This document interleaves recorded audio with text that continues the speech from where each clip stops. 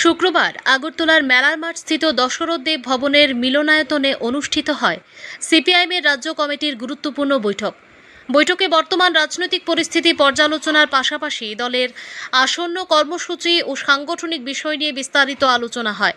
বৈঠকে Tripura tribal areas autonomous district কাউন্সিলের village committee নির্বাচনকে সামনে রেখে দলের প্রস্তুতি ও কৌশল নিয়ে আলোচনা করা হয়। এছাড়াও আগামী 10ই আগস্ট এবং 21শে আগস্ট নির্ধারিত কর্মসূচি সফল করার লক্ষ্যে বিভিন্ন সাংগঠনিক সিদ্ধান্ত গ্রহণ করা হয়।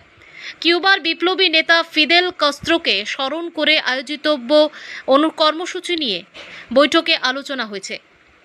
বৈঠকে উপস্থিত ছিলেন প্রাক্তন মুখ্যমন্ত্রী মানিক সরকার সহ সিপিআইএমের রাজ্য নেতৃত্ব ও বিভিন্ন স্তরের নেতৃবৃন্দ। দলের ভবিষ্যৎ কর্মপরিকল্পনা এবং গণ আন্দোলনকে আরও শক্তিশালী করার লক্ষ্যে একাধিক গুরুত্বপূর্ণ বিষয়ে মত বিনিময় হয়। আগরতলা প্রতিনিধির রিপোর্ট, প্রতিদিন ত্রিপুরা।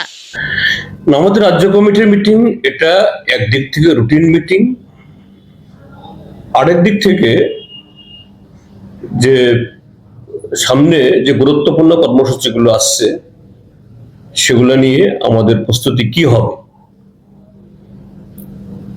সেখানে আমাদের প্রথম পর্বে হবে পর্যালোচনা।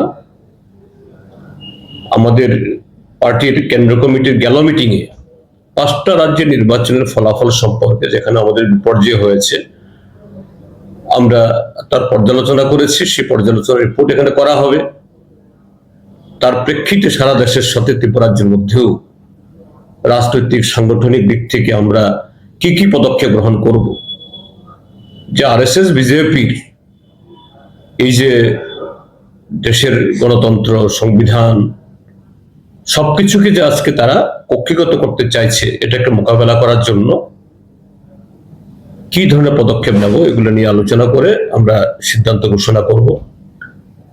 2 হলো সামনে দুটো খুব বড় কর্মসূচি।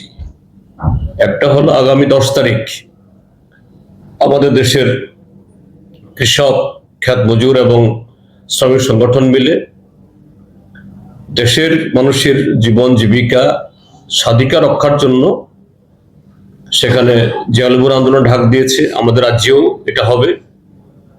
11 দফা দাবিতে আমাদের পার্টি আমরা এই কৃষক, খ্যাত মজুর, শ্রমিকদের এই দাবিকে সম্পূর্ণভাবে সমর্থন আমরা করছি। কাজেই এটার প্রস্তুতি নিয়ে আমরা কথা বলবো। 3য় হলো সামনে ভিলেজ কমিটি নির্বাচন যদি ভারতীয় জনতা পার্টি অন্যভাবে আবার এখান থেকে সরে না যাওয়ার চেষ্টা না করে, কারণ এদের কোনো বিশ্বাস নেই, গণতন্ত্রের প্রতি কোনো আস্থা নেই। যাই হোক, আমাদের তরফ থেকে এই ভিলেজ কমিটি নির্বাচনে যাতে শান্তিপূর্ণ হয়, মানুষের রায় প্রতিফলিত হয়, তার জন্য আমাদের সাংগঠনিক কর্মসূচি আমরা নেব।